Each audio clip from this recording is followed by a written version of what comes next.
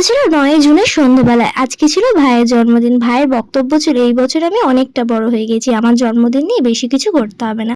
আজকে সারাদিনে আমরা কেউই ঠিকঠাক বাড়িতে ছিলাম না। মা বাড়ি ফিরেই সবার আগে ভাইয়ের জন্য করে নিয়েছিল পায়েস। তারপর সবাই মিলে ভাইকে করছিলাম আশীর্বাদ। আমি ভাইকে আশীর্বাদ করবো আর ও খুনসুটি করবে না, সেটা তো হতেই পারে না। তাতাই আজকে সকালবেলায় এসছে ভাইয়ের জন্মদিন উপলক্ষে।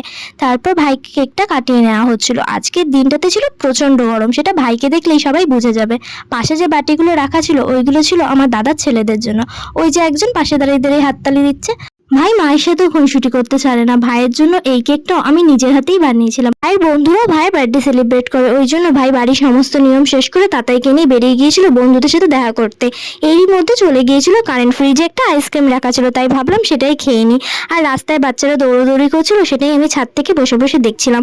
সেদিনকে প্রায় ১.৫ ঘন্টার মতো কারেন্ট আসেনি। তারপর রাত্রেবেলা তাতাইরা নিয়ে এসেছিল বিরিয়ানি, সেটা খেয়েই দিনটা শেষ করলাম।